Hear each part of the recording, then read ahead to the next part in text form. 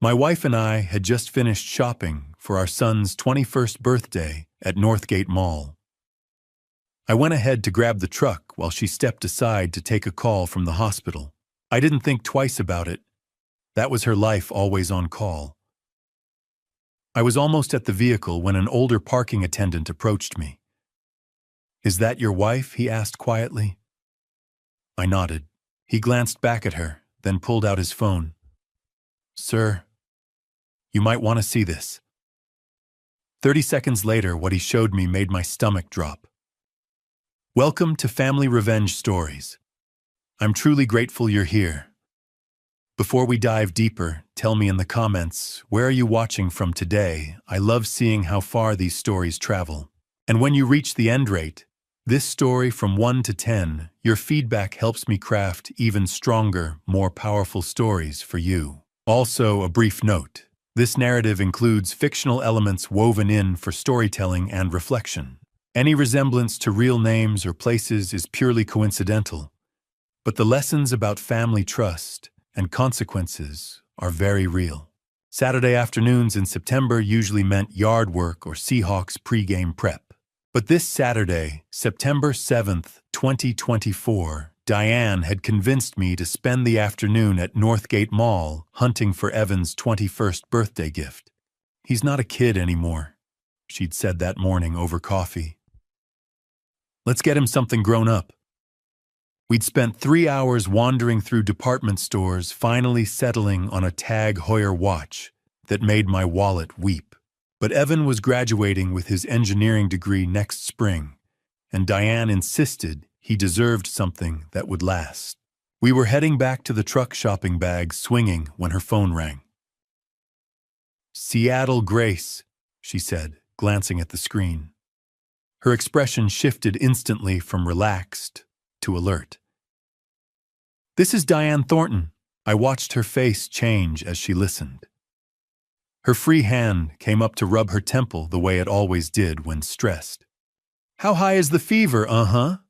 CT results right. Give me 20 minutes. She ended the call with an apologetic smile. "Emergency in the ICU, doctor. Prescott's out sick, and they need authorization for a transfer." "I'm so sorry, babe." "It's fine," I said, swallowing disappointment. That's the job. I need to call Dr. Vaughn to coordinate. She was already pulling up contacts. "Can you grab the truck? I'll meet you at the entrance. You know how he is with details. This might take a few minutes." Dr. Vaughn. The name didn't register then, it would later. I took her bags and headed across the parking garage while she stepped aside, phone already at her ear. Our silver Silverado was parked on level 3 west corner, same general area. I always chose a habit from my military days when finding your vehicle quickly mattered. The concrete structure was packed with Saturday shoppers, fluorescent lights, casting harsh shadows across rows of SUVs. I was 30 feet from the truck when the parking attendant approached. He was older, late 50s maybe, with gray-streaked dark hair and a weathered face. His uniform hung loose on a wiry frame, but his eyes caught me. Sharp. Careful. Like a man about to deliver bad news and hating it. "Excuse me, sir." I stopped keys halfway out. "Yeah." He glanced past me toward where Diane stood with her back to us, still on her phone. When he looked back, something in his expression made my stomach tighten. "So, is that your wife?" he asked quietly. "The woman in the blue jacket." I followed his gesture. Diane was 50 feet away, animated on her call, gesturing the way she always did when explaining something complex. Even from here, I could hear her laugh, bright and genuine, that laugh. The one I hadn't heard directed at me in months. "Yeah, that's Diane." My voice came out cautious. "Why?" His jaw tightened. He pulled out his phone, tapped the screen, then seemed to steel himself. "My name's Vincent. I work here Tuesday through Saturday." He paused. 2 weeks ago, I saw something I've been debating whether to tell you about." Another pause. "Because what I saw, you need to know." Cold dread washed over me. "What are you talking about?" He turned his phone toward me. The video was grainy security camera footage from a high angle, but the timestamp was crystal clear. August 24th, 2024. 3:47 p.m. This same garage, this same level. There was Diane, with a man in surgical scrubs. He stood too close, hand resting on her hip with casual familiarity. She laughed that same laugh, and then he leaned in. The kiss wasn't quick or uncertain. It was practiced, comfortable, the kind that came from repetition. 30 seconds of video, 25 years of marriage shattered. I watched it twice, forcing myself to catalog details through the shock. The man was younger, mid-40s maybe, fit, confident. And Diane's body language was relaxed, leaning into him. This wasn't their first time. This wasn't a mistake. "What I debated showing you," Vincent said quietly, giving me space. "But if it were my wife, I'd want to know. I'd want the truth before I wasted more years on a lie." My throat felt like broken glass. "Who is he?" "Han, don't know his name. But he's been here 4 times in the last month. Always around 3:30. Always in those dark blue surgical scrubs. Always with her." He paused. Now, after the first time, something felt off, so I started keeping records. Records, security footage, evidence. The word cut through my shock. This wasn't just some random guy feeling sorry for a stranger. Vincent had been watching, documenting. "Why?" "Well, Mr. Thornton," I said automatically. "Caleb Thornton." Something flickered across his face. Recognition, maybe, but it vanished before I could read it. "Mr. Thornton, I'm sorry I had to be the one to show you this." His voice carried genuine regret. "But better to know now than keep living in the dark, right?" I nodded, not trusting my voice. In the distance, Diane laughed again, still oblivious. She looked happy, carefree, like a woman who'd successfully balanced her Saturday with her husband, and her Saturday with her what? Her colleague, her lover. My mind raced through memories, rewriting them. Every late hospital shift, every weekend on call, every time she'd come home exhausted, smelling like antiseptic. How many had been real? How many had been him? But even through the rage and betrayal churning in my gut, 12 years of military intelligence training kicked in. I'd spent a career as an analyst, learning to process information without emotion, to wait for the complete picture before acting, to understand that premature moves lost wars. Don't react. Gather intelligence. Confirm everything. Then strike with precision. "Thank you," I told Vincent. My voice was steady, controlled.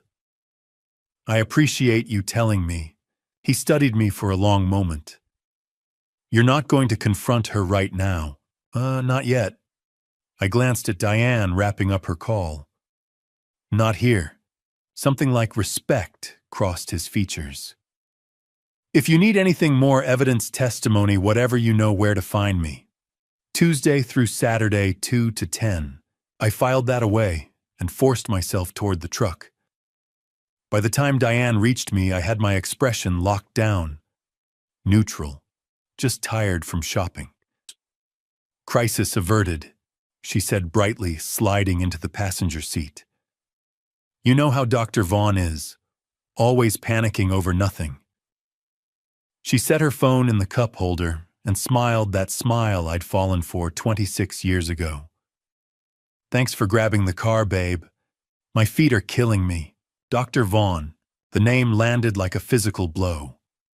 The man in the scrubs. The man she'd been kissing 2 weeks ago. The man she'd just spent 10 minutes coordinating with. "No problem," I said, starting the engine. She talked the whole drive home, hospital politics. Evan's birthday plans, a new restaurant we should try. I made appropriate sounds, nodded at the right moments, even smiled when she touched my arm. But inside, everything had changed. The man who would have confronted her in that garage who would have let emotion drive his choices, demanded answers, made a scene that man died somewhere between Vincent's video and the driver's seat. The one behind the wheel now was different. Someone who understood that showing your cards too early meant losing everything. Someone who knew real victory required patience, planning, and cold calculation. Dr. Vaughn. I filed the name with everything else. The timestamps, the scrubs, Vincent's careful documentation. The way Diane said his name, familiar, casual, like someone she spoke with daily. My hands stayed steady on the wheel. My voice stayed calm, answering her questions. My face showed nothing but a tired husband after a long day of shopping. But behind that mask, a different man was taking notes, calculating, planning. This wasn't over. It was just beginning. The house was dark when we pulled into the driveway. Bellevue's suburbs had that September quiet lawn, sprinklers on timers, porch lights glowing yellow, the distant hum of I-405 fading to white noise. Normal, peaceful, a different lifetime. Diane hummed while brushing her teeth some off-key pop song. I watched through the bathroom mirror as she caught my eye and smiled, genuine, warm, nothing to hide. Long day, she said, rinsing her toothbrush. But Evan's going to love that watch. Yeah, he will. She kissed my cheek and pulled back the covers on her side. Our bed. The one we'd picked out 15 years ago. The one where we'd whispered about our son's grades and college applications and whether he was ready for the world. How much of that had been real? I went through my routine on autopilot, teeth contacts, out phone on the nightstand. Diane was already under the covers, scrolling through something on her phone. Blue light illuminated her focused expression. Then she placed it under her pillow. Not on the nightstand, not beside her, under the pillow. I'd watched her do this for months without questioning it. My alarm's too loud on the nightstand, she'd explained once. This way the vibration wakes me without disturbing you. Considerate, thoughtful, reasonable. Now I knew better. I climbed in, turned off my lamp, stared at the ceiling. The house settled with familiar creaks. The furnace kicked on. A dog barked twice down the street. Diane's breathing evened out within minutes. She'd always been a quick sleeper, planes, waiting rooms, the couch during Seahawks games. I used to envy that. Tonight I watched the digital clock. 11:47, 12:13, 1:28. At 2:04 a.m. her phone buzzed under the pillow. Soft, muffled. But I was so wired I heard it clearly. Diane shifted. Reached under the pillow, fingers brushing the phone. Then she smiled. Still asleep. A small, unconscious curve of her lips. Who makes you smile like that, even in your dreams? Dr. Vaughn, dark blue scrubs, confident hands. That practiced kiss. I forced myself to breathe. 4 counts in 4, hold 4 out. Box breathing from my army days. Staying calm under fire. Because this was fire. My mind cycled through the past 8 months. Vincent had said 4 times in the last month, which meant this had been going on longer. 8 months of signs I'd missed. The gym bag in her trunk that never needed fresh clothes. The new perfume she'd started wearing in June, floral, expensive, not her usual scent. Her phone always face down. Now passcode locked, notifications hidden. Work's been stressful, she'd said when I'd asked. Hospital politics, budget cuts. I'd believed her. Why wouldn't I, 25 years? A son, a mortgage, joint accounts, retirement dreams. You don't question solid ground until you're falling through it. The rage came in waves. I wanted to shake her awake, demand answers, throw that phone across the room. Make her look at me while I asked who Dr. Vaughn was and how long she'd been lying. But under the rage ran something colder. 12 years as a military intelligence analyst had taught me that emotion kills strategy. Acting on impulse gets people hurt. The person who gathers information and strikes at the right moment wins, not the person who strikes first. If I confronted her now, what did I have? 1 security video. A suspicious phone habit. Gut feeling. She'd deny it, explain it away. Maybe accuse me of paranoia of not trusting her, and I'd have shown my hand before knowing the full game. No, better to investigate, document, build evidence that would hold up when I needed it. I needed a private investigator, someone who could follow her, confirm Vincent's video, find more. Bank records, phone records, patterns, because if this was real, and I knew it was, I needed to protect myself. Protect Evan, protect everything I'd built. At 3:47 a.m., her phone buzzed again. This time, she didn't smile, but she reached for it, still asleep, pulling it closer like a child with a teddy bear. I closed my eyes and counted breaths. Morning crawled forward. 4:15, 5:02, 6:33.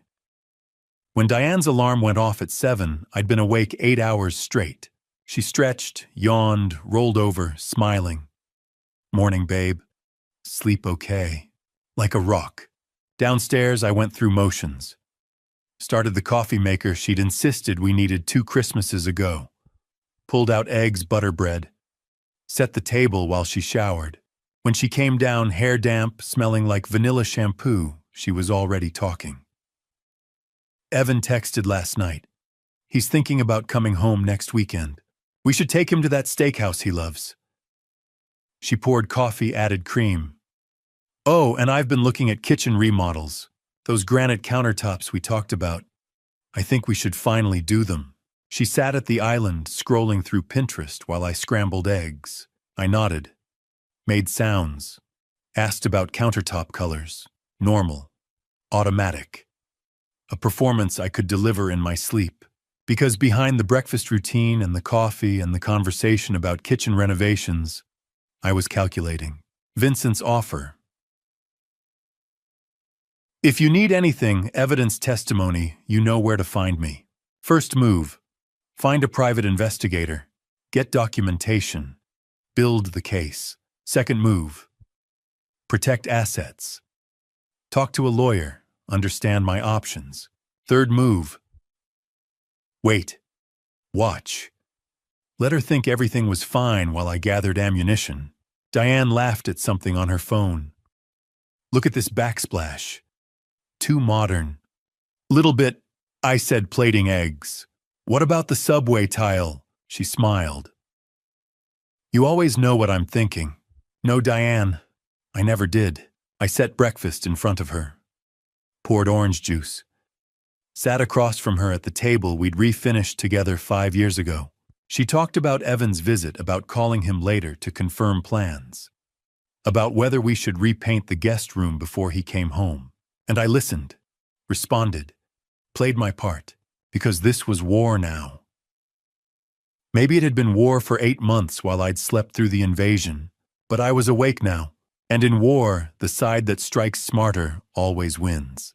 Sunday morning sunlight filtered through the windows, catching dust in the air. The house was quiet except for the refrigerator's hum and a distant lawnmower. Once those sounds meant peace, now they meant privacy. I opened my laptop and typed Private Investigator Seattle, 247 results. I narrowed it down, Divorce Investigation, Seattle Surveillance Expert. 30 minutes later, I found Brady Merrick. His website was clean and direct. 15 years experience, former Seattle PD, domestic cases, discretion guaranteed. No flashy promises, just competence. His office was in SoDo inside a converted warehouse. Not the cliché trench coat setup.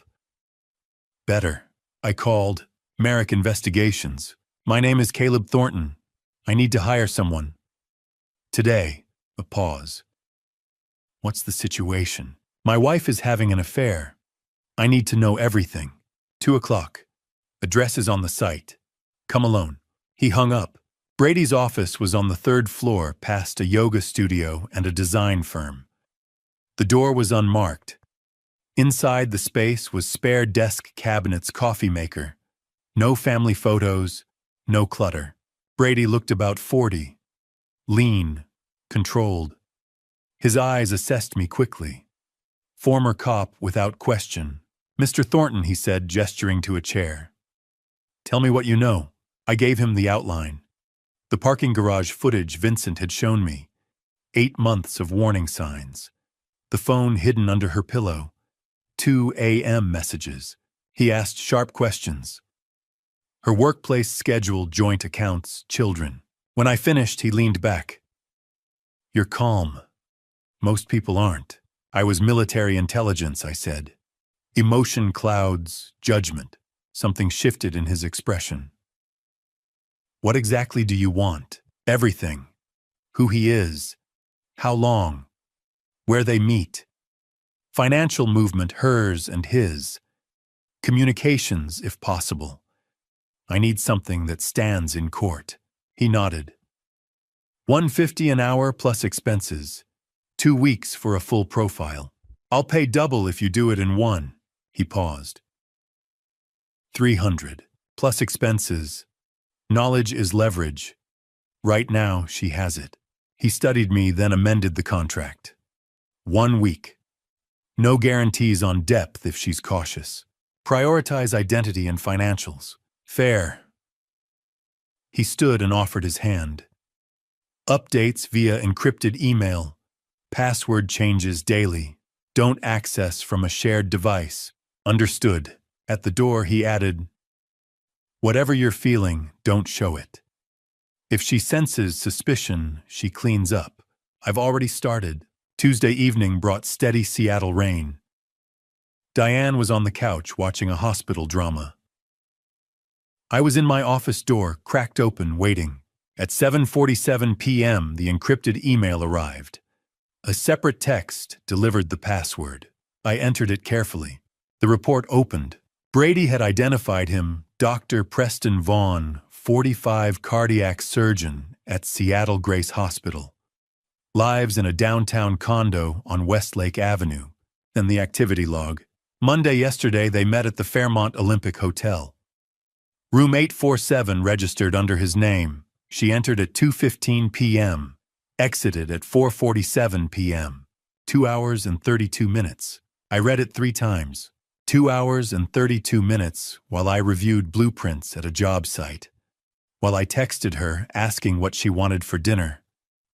While I believed we were building a future. Tuesday today they met again. Northgate parking garage. Level 3. Physical contact observed. 8 minutes. The same garage where Vincent had first shown me footage. They were comfortable. Repeating patterns. The financial summary noted irregular transfers in our joint account. Brady was still investigating, but preliminary review suggested funds were moving. I leaned back. Dr. Preston Vaughn. A real man with a title and an address. A person who had been touching my wife, booking hotel rooms, messaging her at 2 in the morning. My chest tightened. 25 years reduced to timestamps and receipts. But beneath the pain was something colder information. Evidence. Exactly what I'd paid for. Babe Diane called from the living room. You coming? I closed the laptop. Locked it. Inhale 4, hold 4, exhale 4. Box breathing. Then I walked out and kissed the top of her head. Sorry. Work email? What are we watching? Grey's Anatomy. The one where the surgeon's marriage falls apart. The irony nearly made me laugh. I poured 2 glasses of Pinot Noir, the one she'd insisted we splurge on last month. Sat beside her on the couch we'd picked out together during the remodel. On-screen actors portrayed dramatic betrayal. Beside me, Diane leaned into my shoulder, as she had for decades. Familiar? Automatic? She had no idea I'd just read a report detailing her Monday afternoon in a hotel room with another man. I sipped wine and considered what I was becoming. A man who could sit calmly beside his wife while mentally cataloging evidence. A man who understood that confrontation now would only drive her to a lawyer, drain accounts, erase proof. A man who knew justice required patience. On television, the fictional wife discovered the affair and threw her husband out immediately. Emotional, satisfying, reckless. I took another sip. That's not how you win. Wednesday evening, I went back to the parking garage. I'd thought about it all day through a morning site inspection. where I'd barely registered the contractor's questions through lunch I didn't taste, through an afternoon of reviewing blueprints without seeing them, Vincent's careful attention, the way he'd looked at me when I'd said my name, the deliberate documentation. You don't keep records like that unless you have a reason. I found him on the 3rd level during his shift, guiding an SUV into a tight spot. When the driver left, he turned and saw me. No surprise crossed his face, like he'd been expecting this. Before I reveal what he told me in that bar, I need to ask you something. Type yes in the comments if you want to know the truth about Vincent. Type no if you think some secrets should stay buried. I need to see you're still here. Quick reminder. This story includes some dramatized details for storytelling purposes. If that's not for you, no hard feelings if you exit now. But if you're staying, buckle up. We need to talk, I said. Not here, somewhere private. He studied me for a moment, then nodded. There's a bar 3 blocks east. Murphy's. I'm off in 20 minutes. Murphy's was the kind of dive that had probably looked the same since the 70s. Dim lighting, scarred wooden bar, Rainier beer signs, and the smell of decades of cigarette smoke baked into everything despite the smoking ban. A handful of regulars hunched over drinks, minds their own business. We took a booth in the back. Both ordered beer. Neither of us touched it. I hired a private investigator, I said without preamble. He confirmed everything you showed me. The affair, the timeline, everything. I leaned forward. But what I don't understand is why you told me in the first place. You don't know me. You could have just let it happen. Stayed out of it. Vincent was quiet for a long time. His hands rested on the table, weathered and scarred working hands. His jaw worked like he was chewing words, trying to figure out which ones to spit out. I could have, he finally said. Part of me wanted to. Part of me thought maybe you deserved it, the perfect life falling apart. Why would I deserve it? Because you got everything I didn't. He met my eyes. But then I watched you. Really watched you. And I realized you didn't know. About any of it. The affair. The other thing. What other thing? Vincent reached into his jacket and pulled out a photograph. Old, creased at the edges, colors faded. He set it on the table between us. A young Asian woman, maybe early 20s, holding a baby. Beside her stood a white man in his 30s, suit and tie, hand resting on her shoulder, but not quite touching the child. I looked at the man's face. The eyes, my father's eyes. The floor dropped out from under me. His name was Thomas Thornton, Vincent said quietly. 58 years ago, he had an affair with my mother while on business in Sacramento. She was a translator at a conference. He was married, had a 2-year-old son back in Seattle. Me. He'd had me. He left before I was born. Never came back. Never sent money. Nothing. Vincent's voice was flat, decades of pain compressed into monotone. My mother raised me alone. Worked 3 jobs.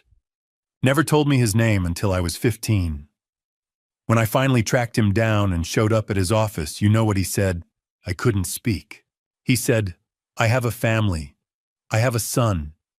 You're a mistake. Don't come back here. If you tell him, I'll destroy you and your mother.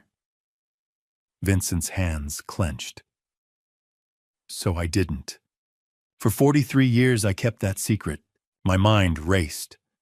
My father, the man who'd taught me to throw a football, who'd come to every little league game, who'd worked overtime to pay for college, had done this.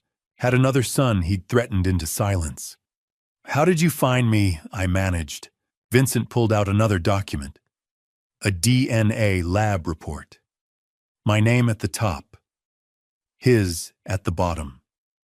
Probability of half-sibling relationship 99.97%. 3 years ago, I took a DNA sample from a coffee cup you left at a construction site. I was a licensed private investigator back then, mostly retired now, but I still had connections. Once I confirmed it, He trailed off. I didn't know what to do. Part of me wanted to confront you. Part of me wanted to see if your perfect life was really perfect. Part of me just wanted to protect you from getting hurt the way I did. So you took a job at the parking garage 6 months ago, after I'd watched you for a while, learned your routine, your wife's routine. His expression darkened. 4 months ago, I saw her with Preston. I recognized the signs, the looking over shoulders, the quick touches, the practiced way they moved together. I've done enough domestic surveillance to know what cheating looks like, and you kept watching. I kept records, photos, timestamps, because I thought if it came to it, you'd need evidence, the kind that holds up. He paused. And because I knew what it felt like to be lied to about family, I couldn't let her do that to you without you knowing. My brother. This stranger was my brother. Brady Merrick, I said slowly. The PI I hired. Is he my son? Vincent's mouth twisted. When you called looking for an investigator, I told him to take your case, to do it right, to help you the way I couldn't help myself all those years ago. We sat in silence. Two men who shared DNA and nothing else, connected by a father who'd failed us both in different ways. I'm sorry, Vincent finally said, for all of it, for how you found out, for... Don't. I cut him off. You gave me the truth. That's more than he ever did for either of us. Something shifted in his expression. Relief, maybe, or the beginning of understanding that we were on the same side. He cleared his throat. There's something else. Brady found it in his preliminary investigation. What? His money. Your wife and Preston, they're not just having an affair. They're moving money. Significant amounts. From your joint accounts into something else. My blood went cold. How much? Brady's still tracking it. But based on what he's seen so far, Vincent met my eyes. Enough that this isn't just about betrayal anymore. It's fraud. And just like that, everything changed again. This wasn't just my wife cheating. It was something much worse. Thursday evening, Vincent asked me to come to his apartment. There's something you need to see, he said on the phone, voice measured. Not urgent, controlled. The kind of tone that meant bad news was coming, but it would be delivered carefully. I'd already had enough bad news for one lifetime. His place was in Capitol Hill, an old brick building squeezed between coffee shops and vintage stores. 3rd floor. No elevator. The hallway smelled of garlic and damp carpet. Vincent opened the door before I knocked. Come in. I stepped inside and froze. The wall opposite the entrance was covered floor to ceiling. Photographs. Dozens. Maybe hundreds. Surveillance shots, some grainy, some crisp.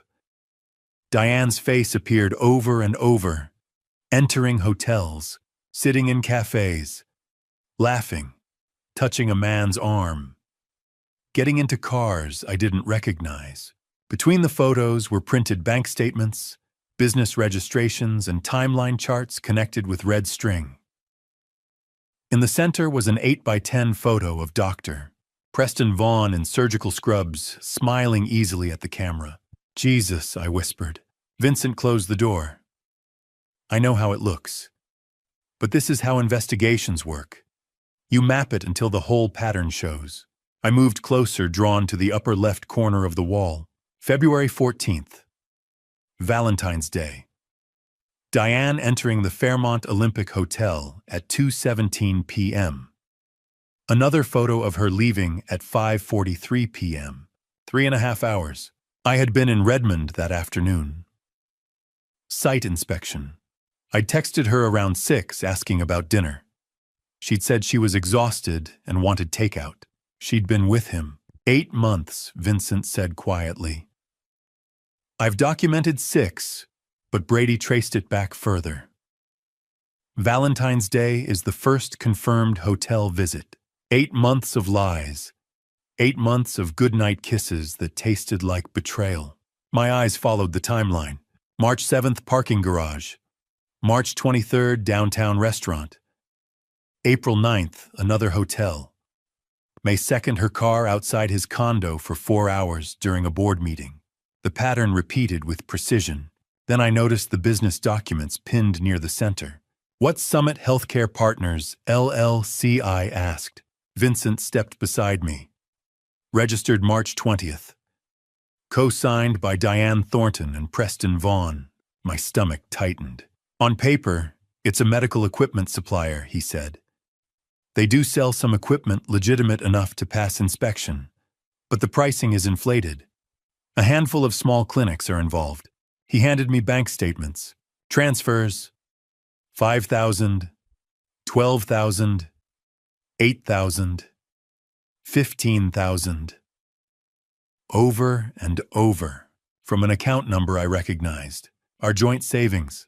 How much, I asked. 180,000 over 6 months. Small increments to avoid detection. Together, it adds up. $180,000. Gone. There's more, Vincent said. He showed me news articles and court records. Preston has done this 3 times before. Portland, 2019. San Francisco, 2021. Denver, 2022.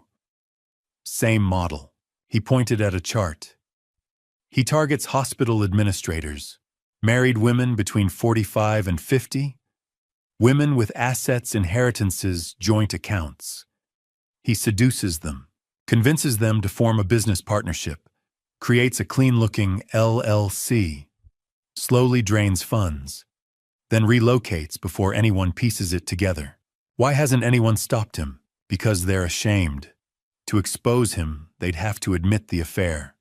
Risk careers, risk marriages. He keeps each case under major felony thresholds when possible, and he makes every woman feel chosen. I stared at the list of cities. Portland, San Francisco, Denver, Seattle, a pattern. Who were they? I asked. I don't have all the names. But this one, he handed me a card. Dr. Audrey Kingsley, San Francisco. She was victim number 2. She's also his ex-wife. He married one early on, before he refined the process. She lost her job when the affair surfaced. He drained a $400,000 inheritance before disappearing. Vincent met my eyes. She's been waiting for someone to stop him. When I explained your situation, she agreed to talk. She's flying in tonight. When? Tomorrow, if you want. I turned back to the wall. A recent photo caught my attention. Diane in a cafe last week laughing. Preston leaning forward, intent on her face. She looked alive, happy. She had no idea. She doesn't know, does she? I asked. Almost certainly not, Vincent replied. That's his skill. He makes every woman believe she's the exception, that what they have is rare. I thought about Diane defending him at dinner, about the way she said his name, about how convinced she must be that this was love. She was a victim, like Audrey Kingsley, like the others. But that didn't erase what she'd done to our marriage, or the money, or the deception. I turned to Vincent, my brother, a man I'd known for less than a week, but who now stood at the center of this unraveling. Set up the meeting with Audrey Kingsley, I said. Tomorrow. He nodded. I want to know everything. Friday morning I called my sister. Bryn, I need your help. Legal help. Silence. Bryn Whitmore didn't do silence. 25 years as a divorce attorney had trained her to fill every pause with strategy.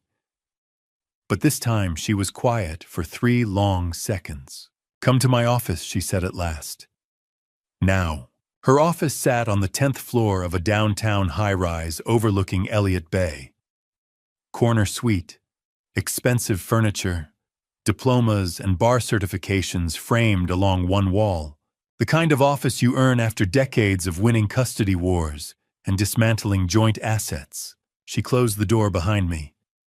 Bryn was 4 years older, sharp-featured gray threading through her dark hair, gray she'd stopped dyeing years ago. Gray makes opposing counsel underestimate me, she used to say. Sit, she said now. Talk. So I did. I told her everything. The parking garage footage.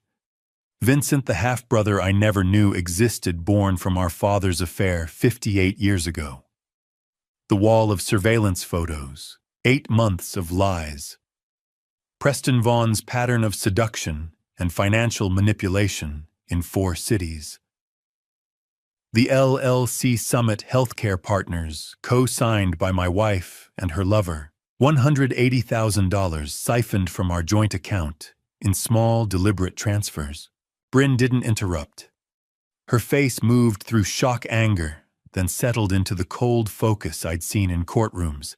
When I finished, she said one word, bastards. Then she opened her laptop. Here's where you stand legally, she said. You have grounds for at-fault divorce based on adultery.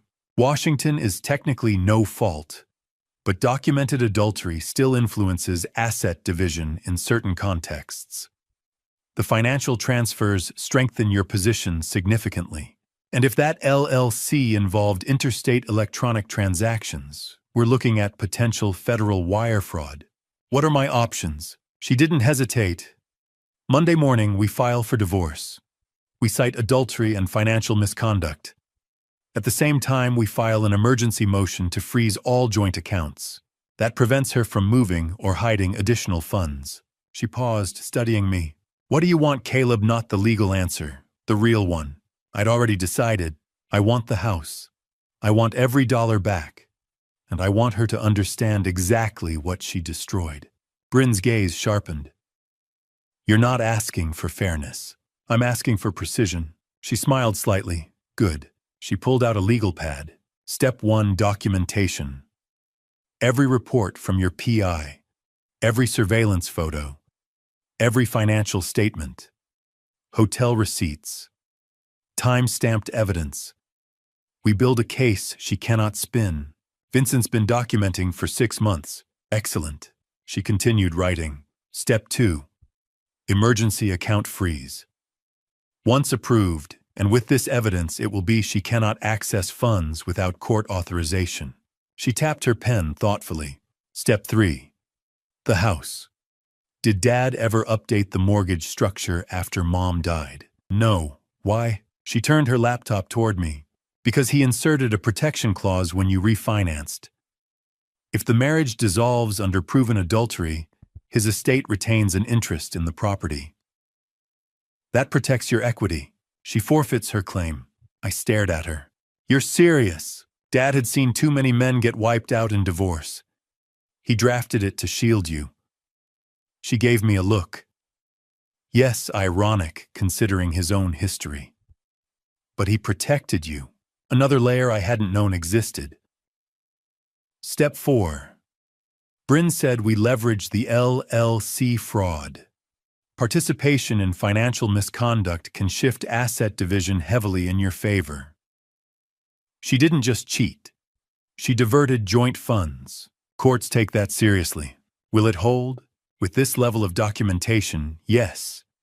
Especially if the FBI opens a file. What about Evan? Her expression softened.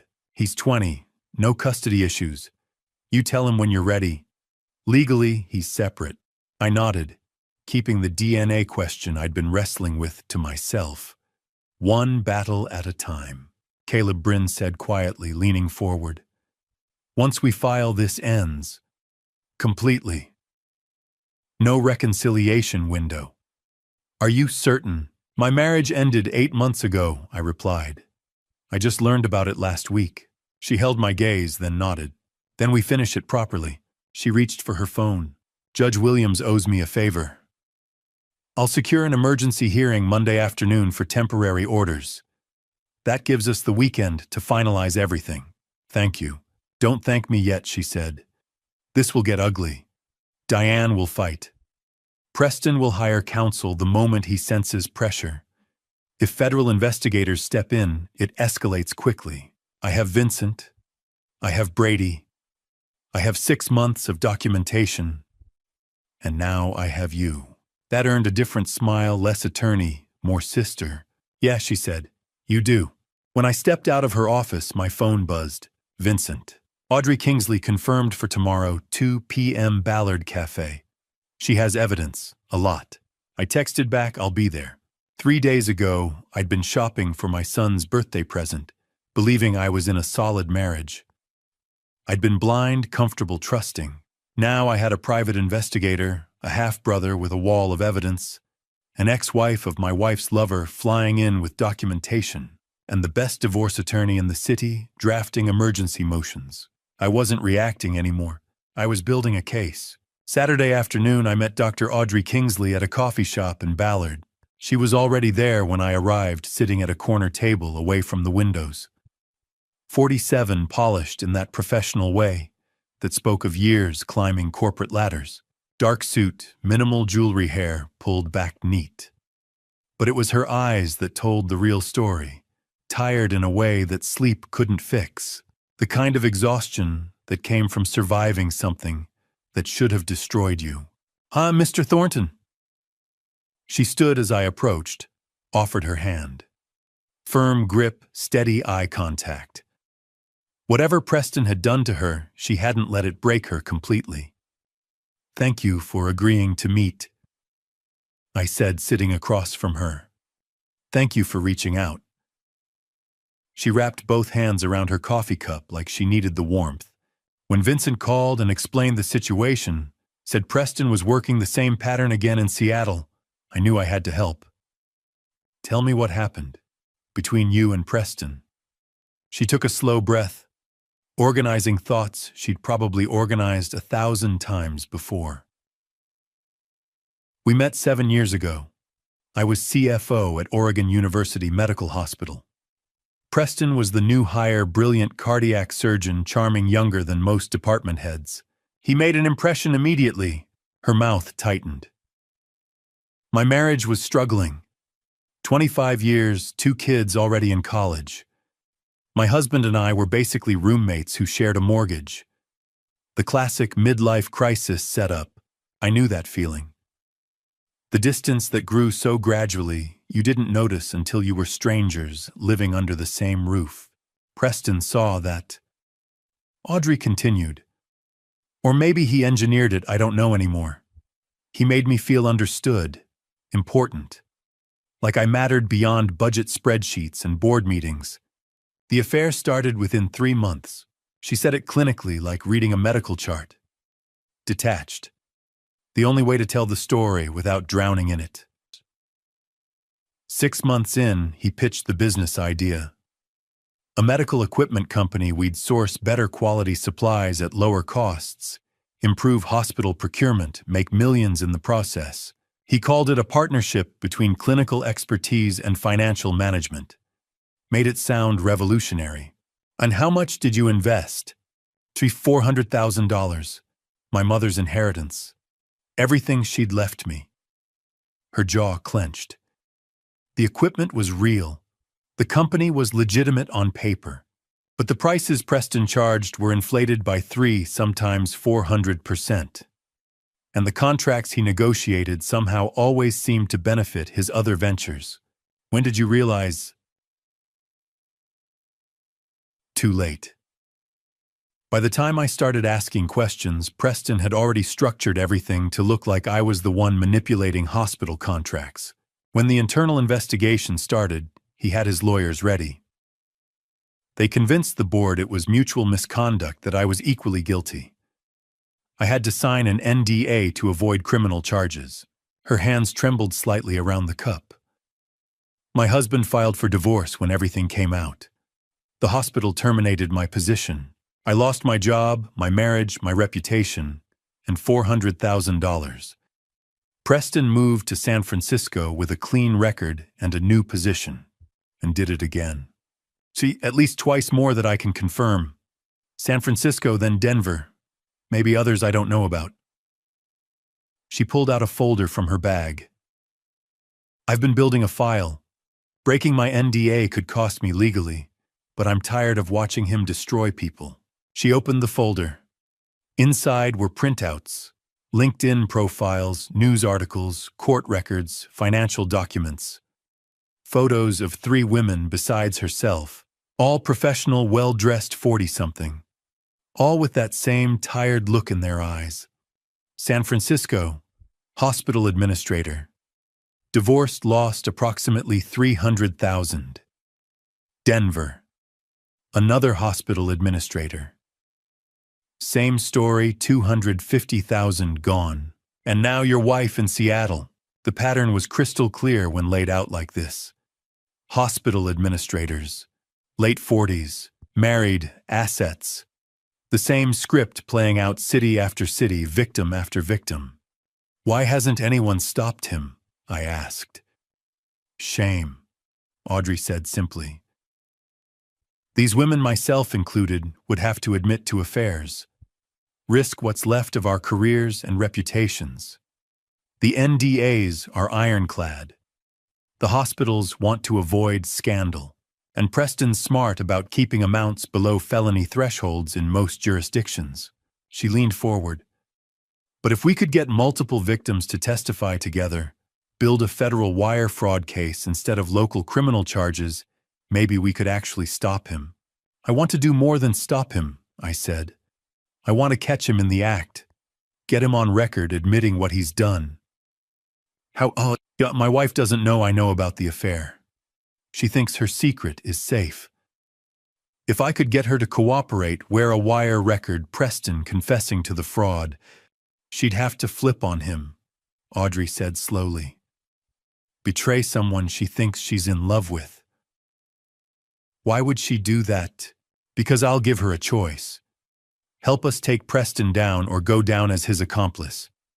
She's signed documents, co-signed the LLC, participated in fund transfers. Legally, she's as guilty as he is. Audrey studied me with those tired, sharp eyes. You're not doing this just to save your marriage. My marriage ended 8 months ago. I'm doing this because he needs to be stopped. Because you deserve justice. Because those other women deserve to know they weren't alone. And because my wife deserves to understand exactly what kind of man she's been protecting. Audrey was quiet for a long moment. Then she slid the folder across the table. I'll testify, she said. I'll break my NDA. I'll contact the other victims and see if they'll come forward. I don't care about the legal consequences anymore. I just want Preston Vaughn facing real justice for once in his life. I looked at the folder. 4 women's faces staring up at me from the documents. 4 lives dismantled by the same man who was currently dismantling mine. He will, I said. We'll make sure of it. Because this wasn't just about my marriage anymore. This wasn't about hurt feelings or betrayed trust or 25 years wasted. This was about stopping a predator. And we finally had an army strong enough to do it. The Seattle Grace Hospital annual fundraising gala was the kind of night where the city's medical elite gathered beneath crystal chandeliers to applaud their own brilliance. Diane had been excited for weeks. I had been preparing for 3 days. She bought a red silk dress that cost more than my weekly paycheck. Scheduled a hair appointment. Talked endlessly about board members, wealthy donors, and department heads angling for promotion. That morning I rented a tuxedo. The clerk asked if it was for a wedding. Something like that, I told him. Now we stood in the Fairmont Olympics Grand Ballroom, the same hotel where she'd spent Monday afternoons in room 847 with Preston Vaughn, and I watched her perform. She glided between hospital administrators, laughing lightly, kissing cheeks, embodying the devoted executive's wife. She was still the woman who had caught my eye 25 years ago, still beautiful, still magnetic, still capable of lighting up a room. I just hadn't realized that glow included 8 months of betrayal with a cardiac surgeon. Vincent was outside in a valet uniform arranged through an old private investigator contact. Bryn stood near the bar in black, poised and watchful, playing my supportive sister while serving as legal witness.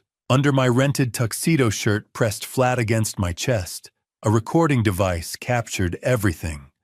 Washington was a one-party consent state. Every word spoken tonight would be documented. "There's Dr. Von," Diane said, touching my arm. Her eyes had already found him across the room. They always did. "I should introduce you. He's been incredibly helpful with board politics. Lead the way." She laced her fingers through mine, her wedding ring flashing beneath the chandeliers, and guided me through the crowd. Preston stood at the bar among surgeons in tailored suits, radiating the confidence of men who held beating hearts in their hands. He was tall, fit, composed, the kind of doctor patients trusted instantly. His gaze found Diane before we reached him. I saw it recognition heat, then the swift shift to professional neutrality. He was practiced. "Comfortable," Dr. Von, Diane said warmly. "This is my husband, Caleb Thornton." He extended his hand. "Mr. Thornton, a pleasure." His grip was firm. His eyes assessed me in seconds, construction worker mid-50s, not part of this world. I watched him dismiss me as harmless. "Diane speaks highly of you," I said evenly. "She's invaluable to the hospital." He replied, smiling at her in a way that suggested something private. "I'm sure." I let silence linger. "She's told me so much about you these past few months. I feel like I already know you." A flicker crossed his face. "Your work," I continued casually. "Your investment advice. Your ventures, Summit Healthcare Partners. Diane mentioned your co-founders." The color drained from him. Diane's grip tightened. "Caleb. I've been studying how that company operates," I said, lowering my voice slightly.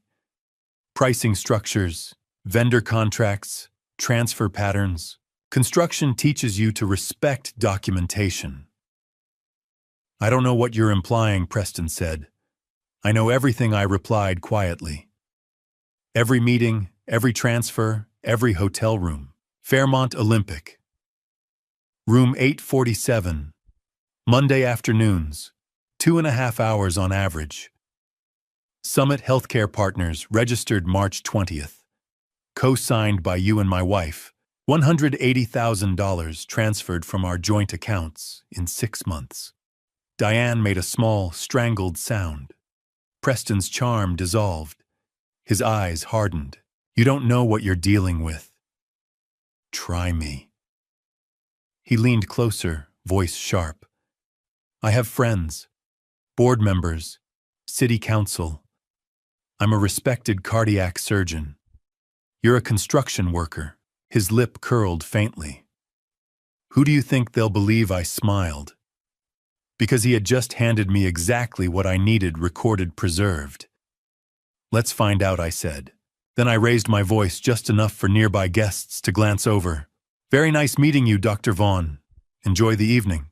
I turned and walked away without looking back, leaving them frozen beneath crystal light and polished marble.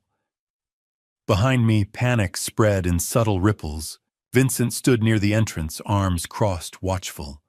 He caught my eye and gave a single nod. Phase 1 was complete. I stepped outside into the cool night air, the ballroom's music muffled behind heavy doors. My pulse finally began to slow. Everything had unfolded exactly as planned. Diane followed minutes later, her heels striking the pavement sharply. "What have you done?" she demanded, voice trembling. "Nothing," I said calmly. "Yet." The car waited at the curb. Vincent opened the door for her with professional neutrality, as though he were just another valet, not a witness to a collapsing marriage. Inside, the silence was suffocating. "You're embarrassing yourself," she hissed. "You have no idea how powerful Preston is." "I'm aware," I replied. She stared at me, searching for uncertainty. She found none. "Caleb," she said softer now. "We can talk about this at home." "We are talking."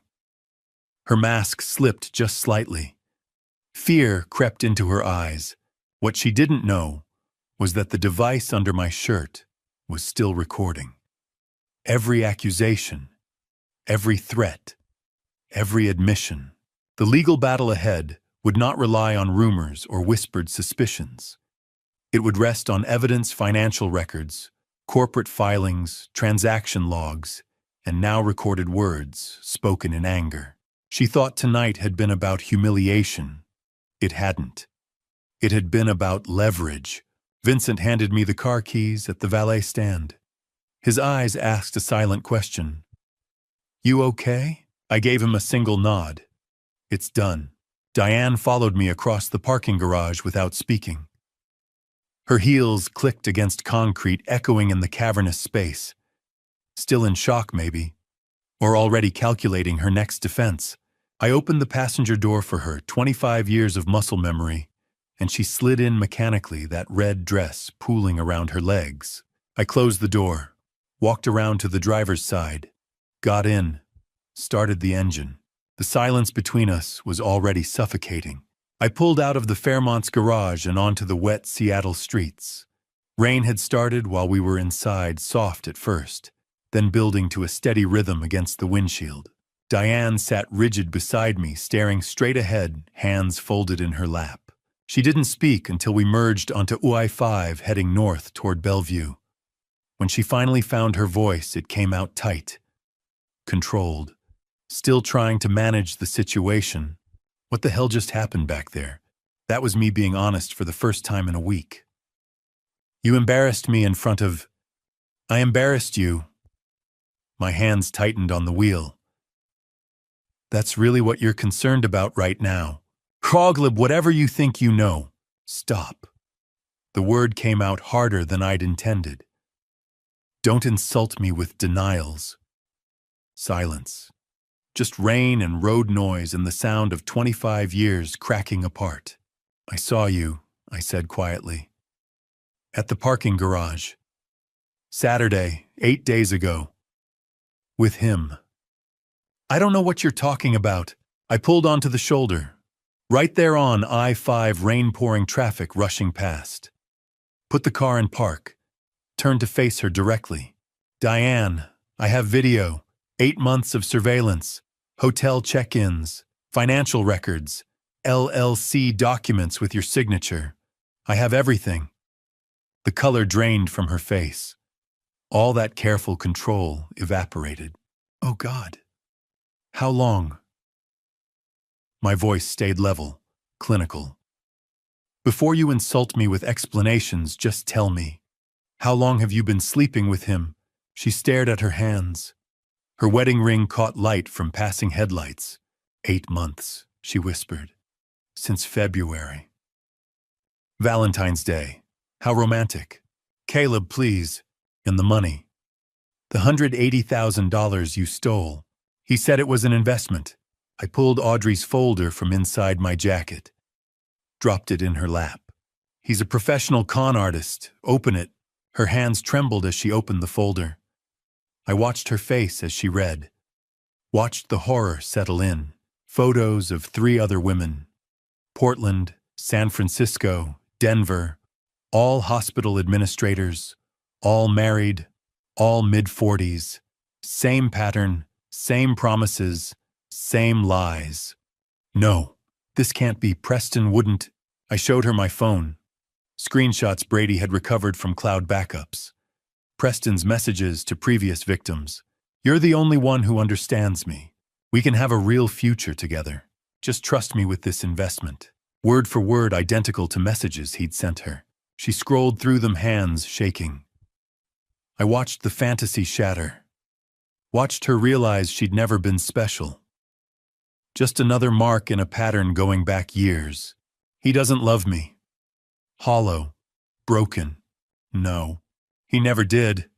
No. I destroyed everything for... Her voice cracked. "Oh God. Oh God, what have I done?" She started crying. Deep, wrenching sobs. I felt nothing. "I want you out of the house by tomorrow." "Well, I filed for separation. Bryn's my attorney. Monday the court freezes our accounts. Divorce papers come next week." "You can't just..." I can. You committed adultery, financial fraud, theft, 8 months of lies. I paused. Maybe longer. She went very still. What do you mean? Evan. I kept my eyes on the road as I pulled back into traffic. He's not mine, is he? Silence. I'm type O, you're type B, Evan's type A. That's genetically impossible if I'm his biological father. Caleb, please. Who was it? Someone before we married. Does it even matter anymore? She didn't answer, just kept crying. 20 minutes later, I pulled into our driveway. The house I'd bought. Renovated. Made into a home. The house where I'd raised another man's son. Get out! She stumbled from the car, mascara running that expensive red dress soaked from rain. I watched her fumble with her keys disappear through the front door. I sat there, engine idling, rain drumming on the roof. Tomorrow, everything would change. Monday, the legal machinery would start. By next week, divorce papers would be served.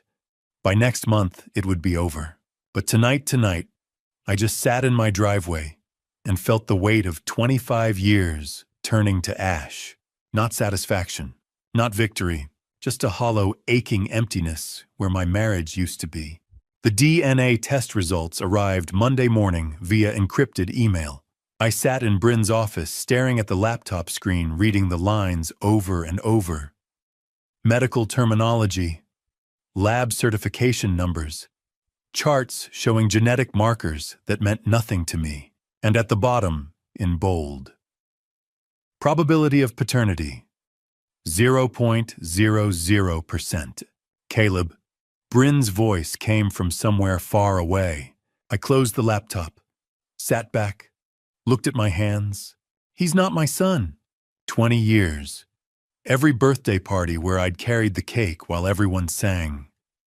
Every baseball game where I'd taught him to swing level, keep his eye on the ball. Every parent-teacher conference where teachers told me what a good kid he was, how proud I must be. Every time he'd said, "I love you, Dad," before bed. I'm so sorry, Bryn said quietly. Are you? I stood, walked to the window. Downtown Seattle stretched below buildings and traffic and people living their normal Monday mornings. Because I'm not sure how I'm supposed to feel right now. However you feel is valid.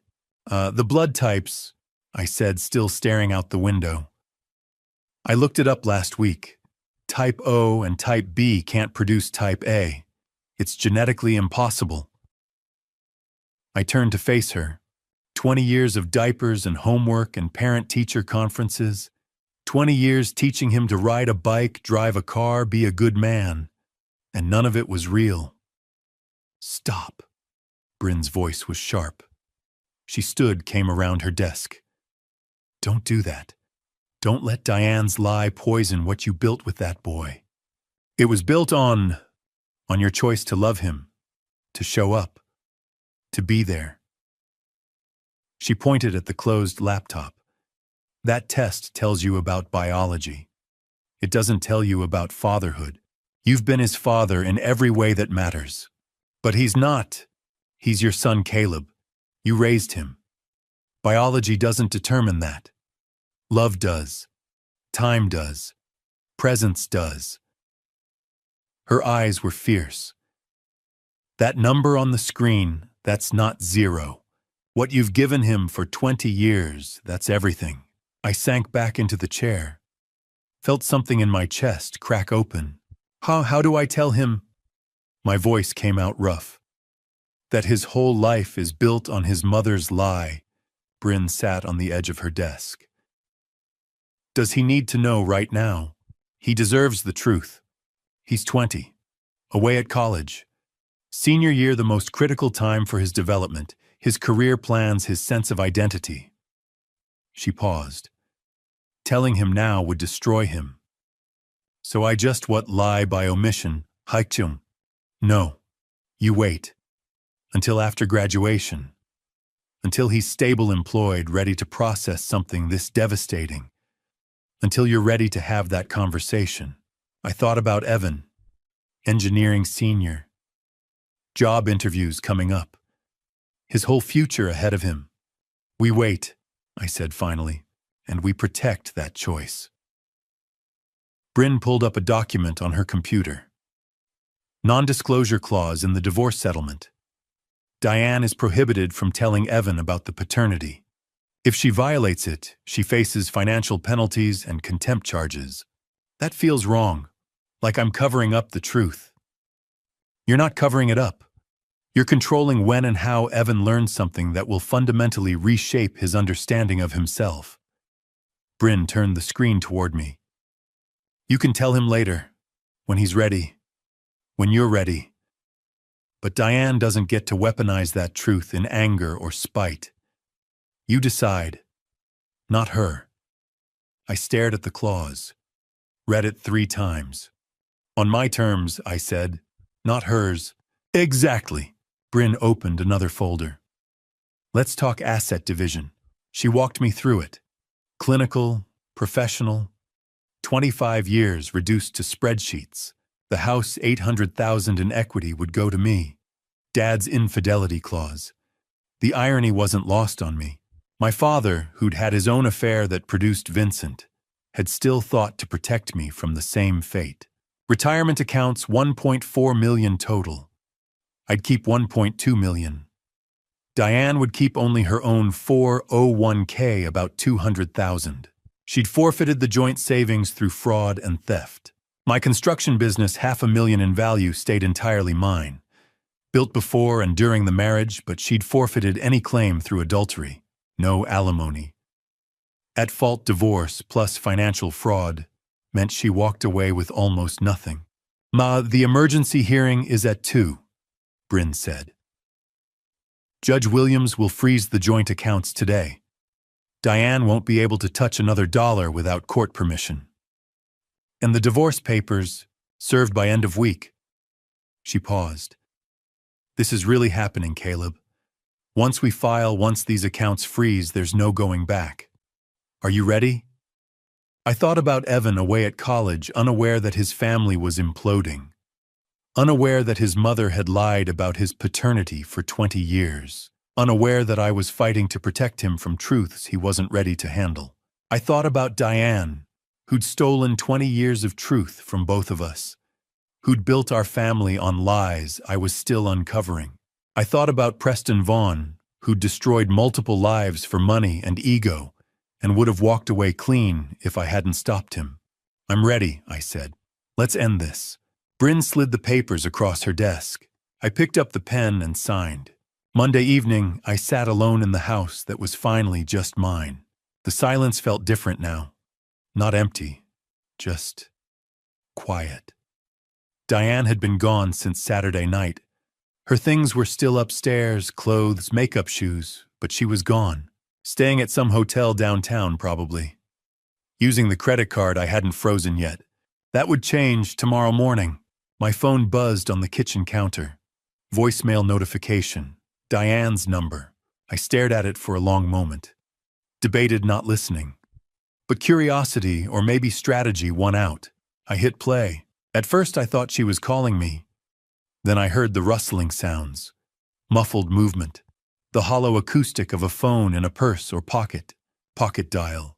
She'd called me by accident. And then I heard her voice trembling, talking to someone else. Preston, please pick up, please. My hand tightened on the phone. Ringing sounds through the recording. Once, twice, 3 times. Then a click. What? Preston's voice came through cold. Flat. Nothing like the charming surgeon who'd smiled at me at the gala. Oh, thank God. Diane's voice was thick with tears. Caleb, he knows everything. About us, about the money, everything. He froze the accounts, filed for divorce. I told you not to call me. Preston, what do we do? I don't know what to... We. His voice turned sharp. There is no we anymore, Diane. Silence. Then Diane's voice, smaller, broken. What do you mean? I mean, you were careless. You let yourself get caught. I can't be associated with any of this. But you said we'd start over together. California. The practice we'd build. I said a lot of things. Matter of fact, like he was discussing weather. Look, this was fun while it lasted, but you've become a liability. A liability. Her voice cracked. Preston, I left everything for you. My marriage, the LLC is in your name. The transfers came from your accounts. Your signature is on everything. Each word was a door slamming shut. Good luck explaining that to your lawyer. You can't just, Preston, please. Watch me. Click. The line went dead. For several seconds, there was nothing but the sound of Diane breathing. Then she started sobbing. Deep, wrenching sounds that might have moved me 2 weeks ago. Now I just listened clinically. Evidence. Every word was evidence. Oh, God, she whispered to herself through the tears.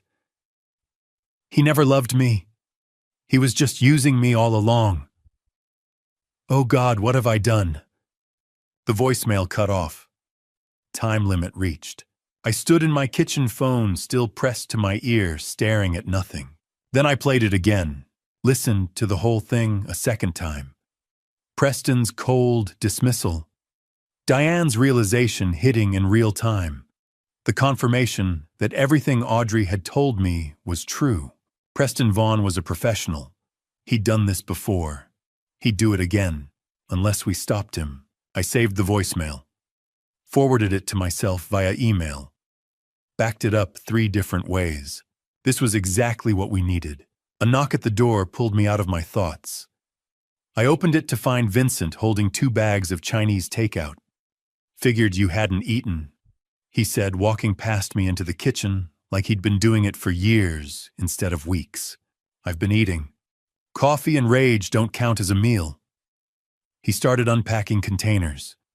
Kung Pao chicken, fried rice, egg rolls. Despite everything, I almost smiled. Since when are you my nutritionist? Since I'm your brother and somebody needs to make sure you don't self-destruct. He grabbed plates from the cabinet, somehow already knew where they were. You look like hell, by the way. Thanks. What are brothers for? We sat at the kitchen table. Vincent handed me a fork. Something happened, he said. Not a question. I pulled out my phone.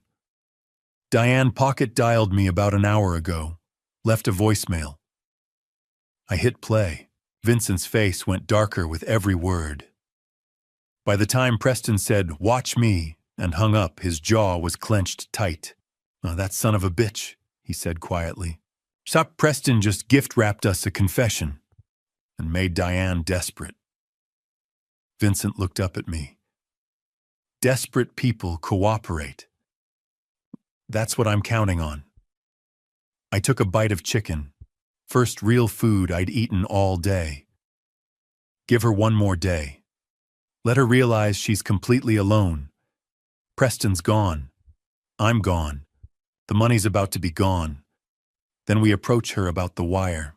You think she'll do it? What choice does she have? I picked up my phone, played the voicemail one more time. Diane's voice. He never loved me. He was just using me. She's finally seeing what we've known all along. Preston Vaughn is a predator, and she was just another mark. Think she'll throw him under the bus? She already has. We just need to make it official. Vincent nodded slowly, picked up his beer. You know what's weird? What? I don't even hate her anymore. I said it before I'd really thought about it. I just feel done. Vincent studied me for a moment, then nodded. That's maturity or exhaustion. Sometimes they're the same thing. My phone buzzed. Text from Bryn. Emergency hearing approved. Accounts frozen as of 8 a.m. tomorrow. She's cut off. I showed Vincent. He raised his beer. To consequences. I picked up mine. To consequences. We clinked bottles. And for the first time in 2 weeks, since that Saturday afternoon in the parking garage when my world had imploded. I almost smiled. Tomorrow we'd approach Diane about cooperation. But tonight, sitting in my kitchen with the brother I never knew I needed eating Chinese food and planning strategic strikes, I felt something shift. Control. It was finally coming back. 2 weeks passed since Preston abandoned her. 2 weeks we let Diane stew in that hotel room, isolated and desperate. Preston's silence confirmed what the voicemail had already proven: he'd discarded her the moment she became a liability. The accounts had been frozen since September 24th. She was living on a credit card that would max out soon, eating room service and searching job sites that wouldn't hire someone whose professional reputation was about to implode. Bryn had been monitoring the situation. "She's desperate enough now," she'd said Tuesday evening. "Time to move." Wednesday morning, the three of us, me, Bryn, and Vincent, arrived at the Courtyard Marriott near Seattle Grace Hospital. Room 314. I knocked. The woman who opened the door was barely recognizable. No makeup. Sweatpants and an oversized t-shirt. Hair pulled into a messy bun. Eyes swollen and red from crying.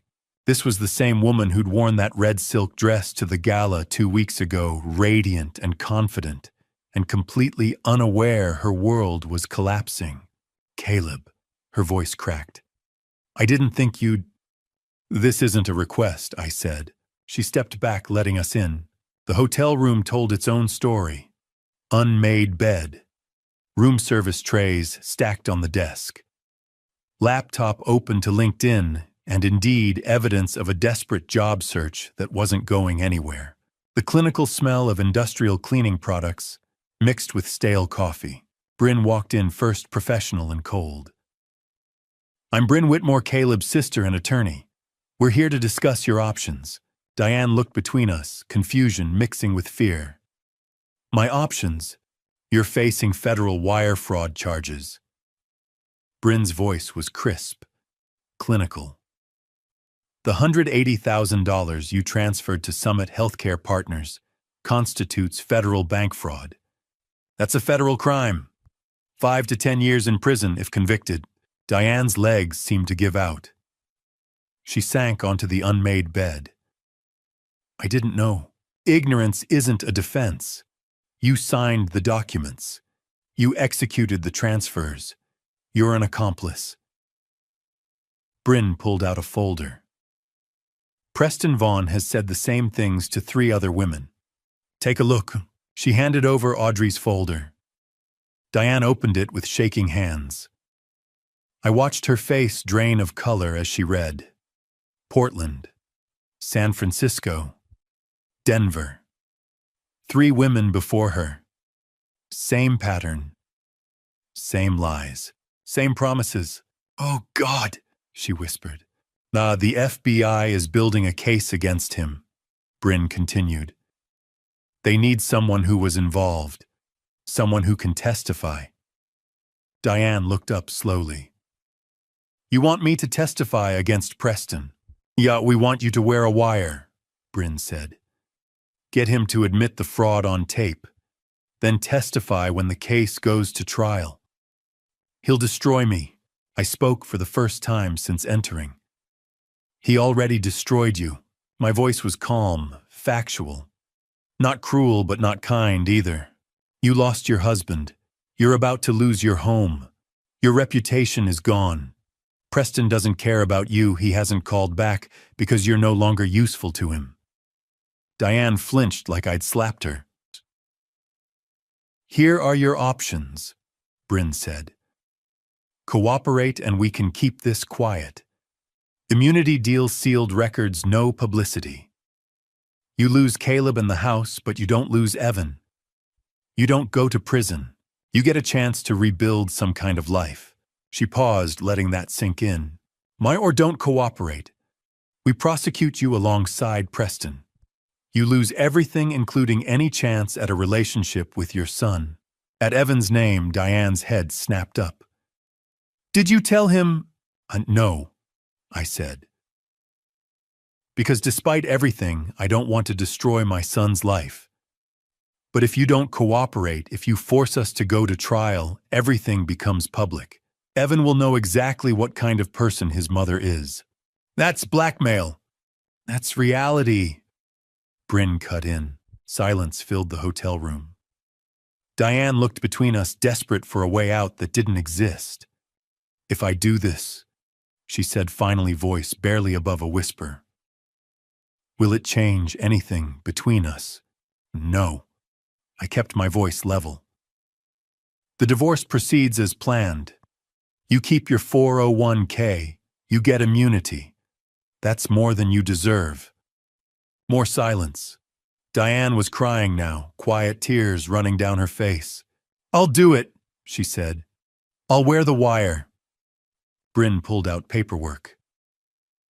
FBI agent Owen Ramsey will contact you within 24 hours. He'll brief you on the operation. You'll need to contact Preston, arrange a meeting. The wire will record everything. What do I say to him? It's the truth, I said. That you're scared. That I'm threatening you. That you need his help. He's arrogant enough to believe you're still under his control. Diane nodded, hands shaking as she took the immunity agreement from Bryn. I'm sorry, Caleb. Her voice broke. For everything. I never meant for. I stood, headed for the door. Didn't look back. Sorry doesn't fix this, I said. But cooperation might save you. Outside in the hotel corridor, Vincent put a hand on my shoulder. That was brutal. That was necessary, I corrected. He studied me for a moment, nodded slowly. We walked to the elevator in silence. As the doors closed, I felt something settle in my chest. Not satisfaction, not victory, just completion. The legal machinery was in motion now. Diane would cooperate or she'd face consequences alone. Either way, Preston Vaughn's time was running out, and he had no idea the trap was closing around him. Thursday morning, we met at the FBI field office in downtown Seattle. The building was exactly what you'd expect. Sterile, imposing, the kind of place designed to make you feel small and exposed. Security checkpoints, badge scanners, agents moving through hallways with the quiet efficiency of people who'd seen everything. Agent Owen Ramsey looked like he'd seen most of it. Mid-40s, maybe pushing 50. Gray suit, white shirt, dark tie. Eyes that had witnessed too much white-collar crime and stopped being surprised by human greed years ago. We gathered in an interrogation room, me, Diane, and Bryn. Vincent was next door in the observation room, watching through the one-way glass. Diane had barely spoken since agreeing to cooperate yesterday. She sat rigid in the metal chair, hands folded in her lap, looking like someone waiting for execution. Agent Ramsey entered carrying a thick file folder, set it on the table, looked at Diane with those tired eyes. Mrs. Thornton, thank you for agreeing to cooperate. She nodded mutely. Let's clarify the terms, Ramsey said, pulling out papers. You cooperate fully. You wear a wire. You get Dr. Vaughn to admit the fraud on tape. In return, you receive immunity from federal wire fraud prosecution. The charges against you will be dropped. And it'll be sealed. Diane's voice was barely audible. My son won't know. That's between you and your ex-husband. The FBI doesn't disclose case details unless necessary for prosecution. Since you're cooperating, you won't be named as a co-conspirator in public records. You'll be listed as a witness, not a defendant. She looked at me. You'll keep it from Evan. For now, I said. The kid doesn't need details. He knows we're divorcing because of your affair. That's enough. She flinched but didn't argue. Ramsey opened the file folder. Let's talk about Dr. Preston Vaughn's other victims. He spread photos across the table. 5 women, 5 different cities. Hannah Shepard, San Diego 8 years ago. Recently came forward.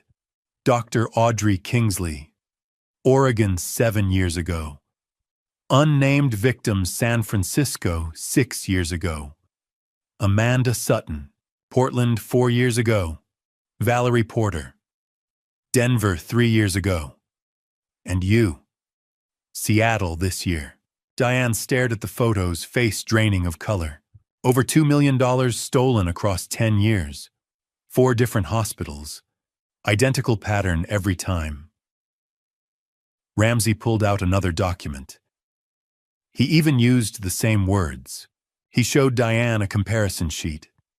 Messages Preston had sent to each victim. Preston to Audrey. You're the only one who understands me. Preston to Amanda. You're the only one who understands me. Preston to Diane. You're the only one who understands me. Word for word identical. A copy-paste con job. He said I was special, Diane whispered. That he'd never felt this way with anyone. He told all of them the same thing, Ramsey said. Not unkind, but factual. In some cases, word for word. You weren't special, Mrs. Thornton. You were a target who fit his profile. She looked like she might be sick. Here's how this works, Ramsey continued. This afternoon, you'll call Dr. Vaughn. Tell him you're scared, that your husband is threatening you with fraud charges, that you need his help. He'll come to your hotel. Men like him can't resist the opportunity to reassert control. What if he suspects? He won't. You're desperate and frightened. That's exactly what he expects. That's what makes you controllable in his mind. Ramsey leaned forward. Men like Preston Vaughn rely on power dynamics. He thinks you're weak. That's his weakness, underestimating people. He pulled a small device from his briefcase. This is a wire. We'll attach it between your ribs under your shirt. Invisible. You'll meet Preston in your hotel room. FBI agents will be in the adjacent room monitoring everything. Your job is simple. Get him talking about the LLC, the money, his pattern. He'll incriminate himself if he thinks you're still on his side. Diane's hands were shaking. What do I say? The truth. That you're terrified. That you don't know what to do. Ask him for advice. He'll give it, and in doing so, he'll admit to everything. Ramsey slid a phone across the table. Clean phone, untraceable. Call him now. Arrange the meeting. Diane picked it up with trembling fingers. Looked at me one more time. I nodded.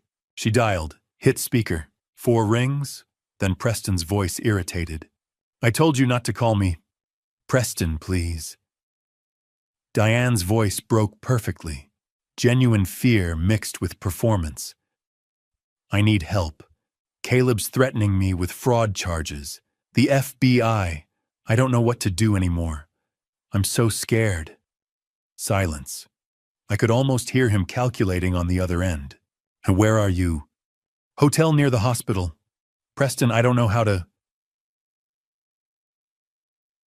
send me the address. I'll come by this afternoon.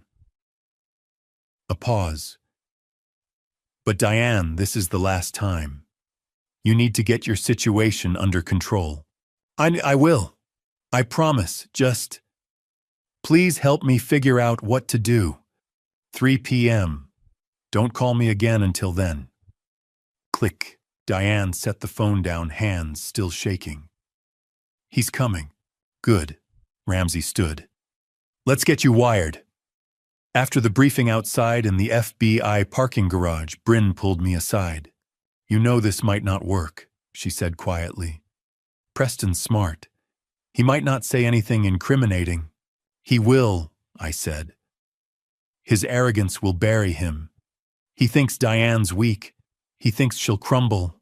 He has no idea she's already cooperating. And if he doesn't incriminate himself, I looked back at the FBI building. Then we have Audrey's testimony, Amanda's, Valerie's, and Diane's immunity means she'll testify too. Preston Vaughn is finished either way. But today just determines how quickly. Bryn studied me for a moment, nodded. Then let's make sure it's quick.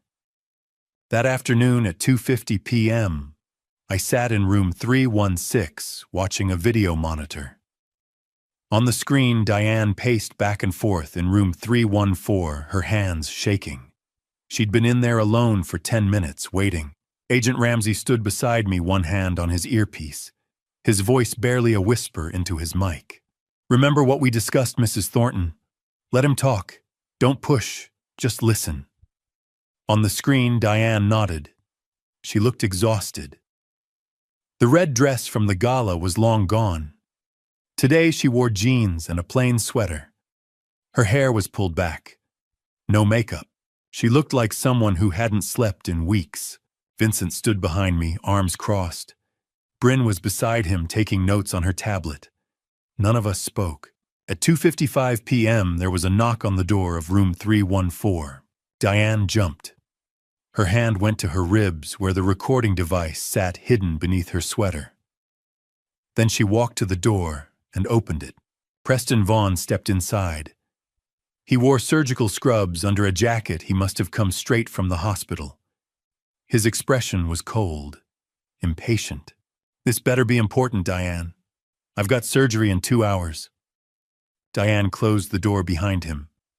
Her voice was small, frightened. "Caleb knows everything." Preston's jaw tightened. He glanced around the room as if checking for cameras. Then he turned back to her. "What do you mean, everything?" "He knows about us. He knows about the money. He showed me files, photos. He says you've done this before." "He's lying." "To other women? In Portland, San Francisco, Denver?" Preston's face darkened. He stepped closer to Diane, his voice dropping. "Your husband is fabricating stories because he's angry. That's what bitter men do when they lose." Diane shook her head. She was crying now. "He froze our accounts, Preston. He filed for separation. He says I helped you steal money, that I signed documents. It was a legitimate business investment. That made me part of a fraud scheme." Preston grabbed her arm. Not hard, but firm enough to make her flinch. "Listen to me. Summit Healthcare Partners was a real company. We sold medical equipment at competitive prices. If your husband is trying to turn that into something criminal, he's desperate." Diane pulled her arm free. Her voice broke. "Then why did you stop answering my calls?" Preston went still. "Why did you tell me you loved me, and then disappear the second Caleb confronted you at the gala?" "I needed time to think." "You needed time to run." Preston's mask slipped. "Just for a second. Long enough for me to see the man beneath the surgeon's confidence. The con artist. The predator. What do you want from me, Diane?" "I want the truth." Her voice was shaking, but she held his gaze.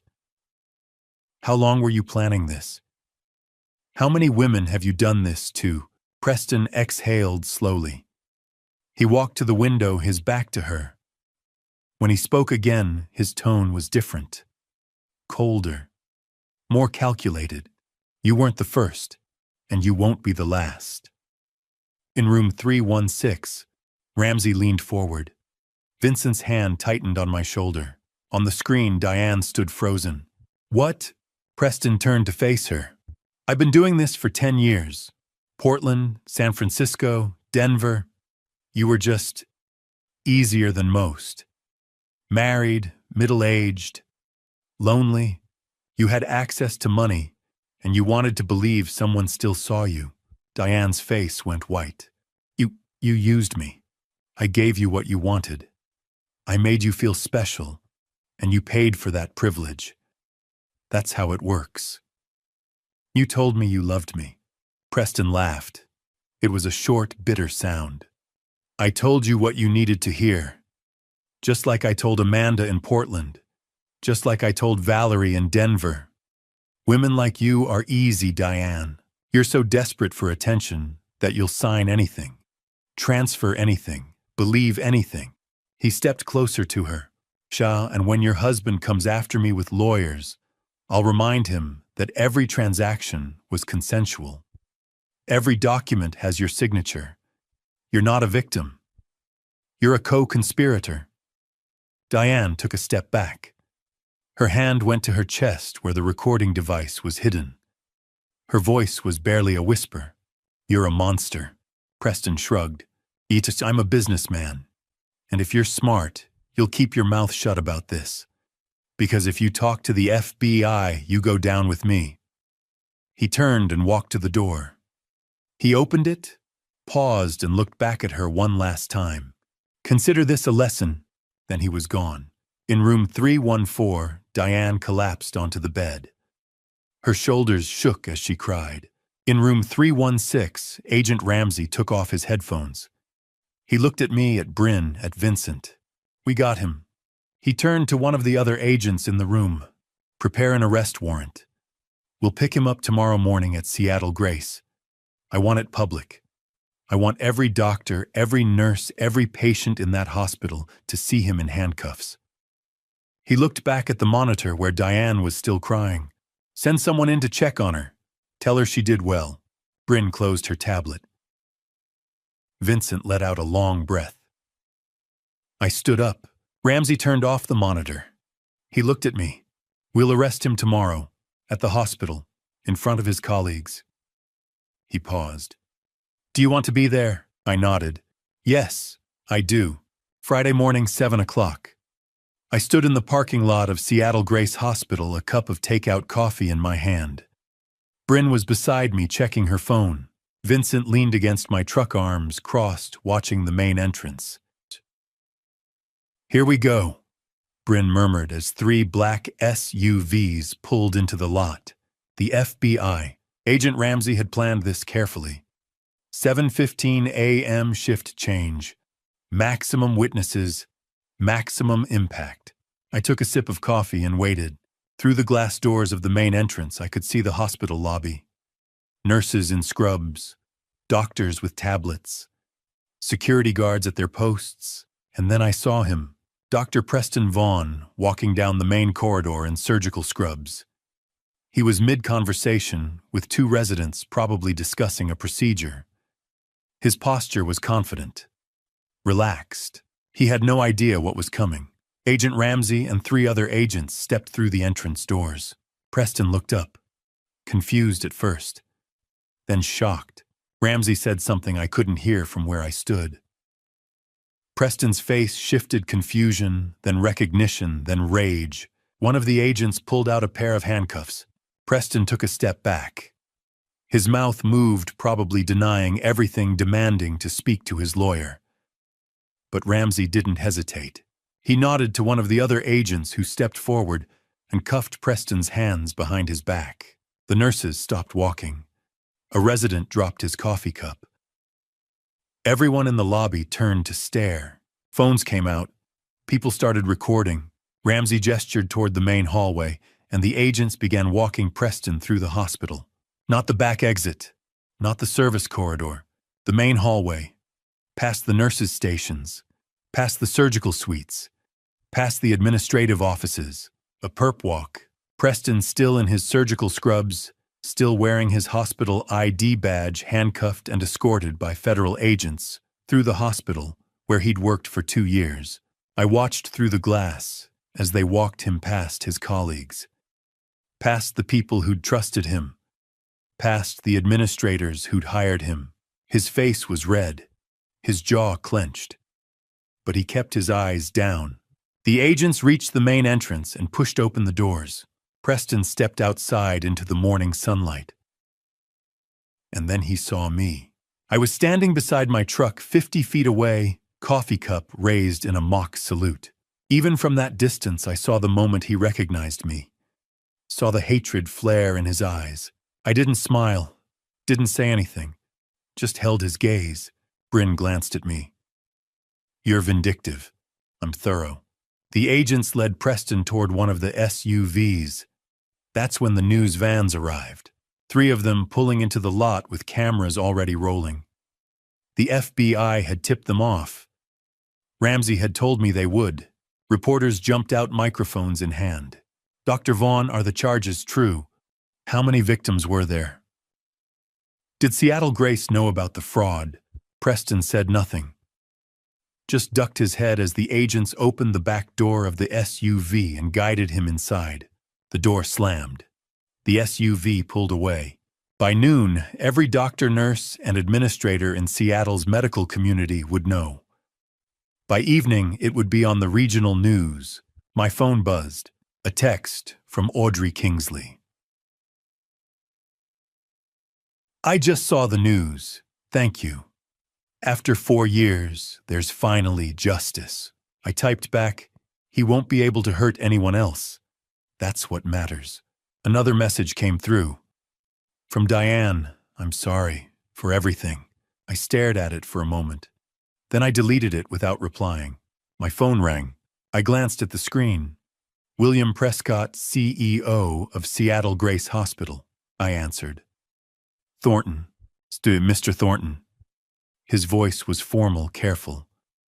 I wanted to personally apologize. We had no knowledge of Dr. Vaughn's activities outside the hospital. I appreciate that. Your contracts with us remain intact. In fact, we'd like to discuss expanding our partnership. I kept my voice professional. I'll have my office reach out next week. Thank you, and again our deepest apologies. He hung up. The hospital was protecting itself, distancing from Preston. Smart. Vincent pushed off from my truck. Coffee? I nodded. We walked 3 blocks to a small cafe, the kind with mismatched chairs and local art on the walls. A TV mounted above the counter was tuned to the local news. Breaking news this morning, a prominent Seattle surgeon has been arrested on federal wire fraud charges. Dr. Preston Vaughn, a cardiac surgeon at Seattle Grace Hospital, is accused of defrauding multiple women over the course of a decade. Bryn ordered a latte. Vincent got black coffee. I just wanted to sit. We found a table by the window. On the TV, footage of Preston being led out of the hospital played on loop. Bryn sipped her latte. He'll be out on bail by tonight, but the damage is done. Vincent nodded. The medical board will suspend his license pending trial. I leaned back in my chair. Ramsey said the trial will be in 3 to 4 months. Audrey, Amanda, Valerie, Diane, they'll all testify. He's looking at 15 to 20 years, Bryn said. On the TV, a reporter stood outside Seattle Grace recounting Preston's history. The victims, the pattern, the fake LLCs. Vincent looked at me. How do you feel? I thought about it. 25 years of marriage gone. A brother I'd never known existed. A son who wasn't mine biologically, but was mine in every way that mattered. A wife who'd lied about everything. A surgeon who'd conned us both, now facing federal prison. I feel like I can finally breathe, I said. And I meant it. Preston was under arrest. Diane was cooperating. The divorce would be finalized soon. The house, the business, the money, all of it would stay with me. In a few weeks, Evan would come home for Thanksgiving, and I'd have to decide when to tell him the truth. Not if, when. But today justice had been served. Vincent raised his coffee cup. To consequences, Bryn and I clinked our cups against his. On the TV above the counter, the news anchor moved on to the next story. But the image of Preston in handcuffs being led through the hospital, in his surgical scrubs, stayed in my mind. That was the image that would define him now. Not the brilliant surgeon, not the charming doctor, the con artist, the criminal, the man who'd finally been caught. I took a sip of my coffee and watched the morning light filter through the cafe window. For the first time in 5 weeks, I